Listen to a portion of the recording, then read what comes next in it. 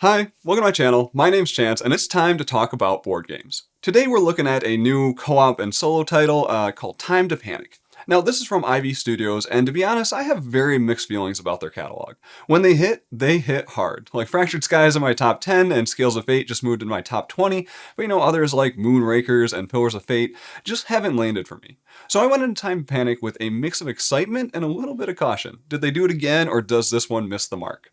So let's start with the basics. Time to Panic plays solo or with a group of up to 4 players cooperatively, and there's not really any rule changes between the solo and co-op. It's just some limited communication rules added that you need for the co-op mode. The premise of this game is that that the timeline is a bit screwed up and you need to get it back in order. This is represented by a deck of cards numbered 1 to 36, and overall this is very abstract. Your goal is just to get these cards out on the table in the correct ascending sequence. On your turn, you just place a card in the timeline, and you can't just move the timeline around, so you're usually not placing the card exactly where you want it. And to fix that, you'll be activating these abilities on the bottom of the card. These abilities allow you to do things like switch, move, delete, trade, and a few others. What's nice is that these abilities are mostly self-explanatory, so the game's easy to teach and play. That allows everyone to focus on the puzzle. Also, there's a great player reference that has most of the rules on the player cards, which are super useful when you need a reminder of how things like, trade works. When you place a card, you'll also get to activate the ability of adjacent card with some minor restrictions. And I want to pause here, because that core puzzle of the game is actually quite interesting. The restrictions force you to make kind of like wrong moves, and well, yeah, maybe not wrong, but you'll likely be building a very broken timeline, which you then have to fix by chaining abilities of the adjacent cards. When a plan comes together in this one, you see those numbers start to repair themselves. It's like mildly satisfying. It's a neat little sequencing puzzle that can give you that little hit of dopamine when you get a card or two to go exactly where you want it. Oh man, and then that collapse action.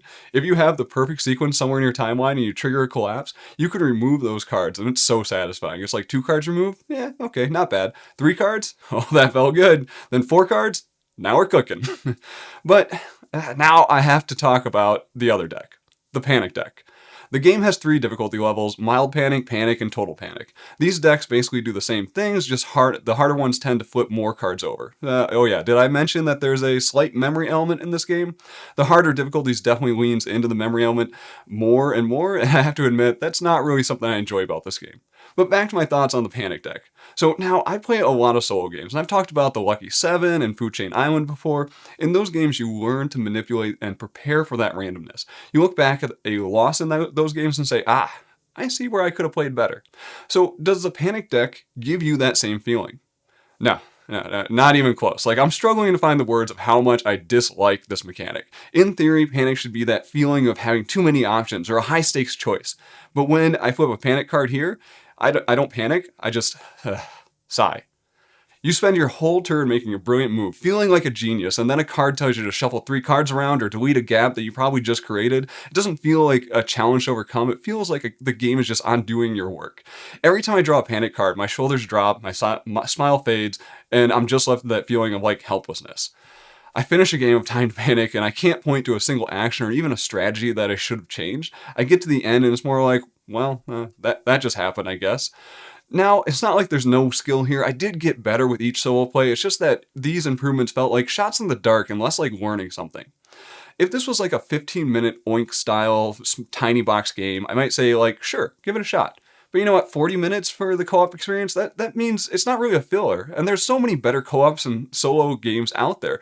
So for a much better co-op game with that frustration and excitement, maybe try things like Hanabi or The Crew, Mission Deep Sea, or Bomb Busters. For solo puzzles, take a look at Food Chain Island, Embers, or Underfalling Skies. Now, pro tip on Underfalling Skies, it's out of stock most places, but if you're in the US, you can still probably get it at Barnes & Noble.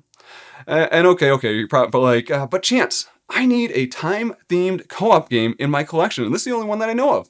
Well, I have great news for you because you should check out Take Time.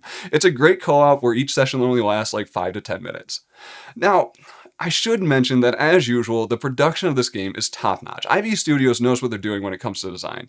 The retro-futuristic art is beautiful, the foiled numbers are great, and the wooden components are chunky, high-quality, and screen-printed. But a great production can't save a game that isn't fun. So I don't recommend Time to Panic. It's never fun being negative, but if I'm going to do this whole, board game review thing, I have to be honest about the experiences that I have.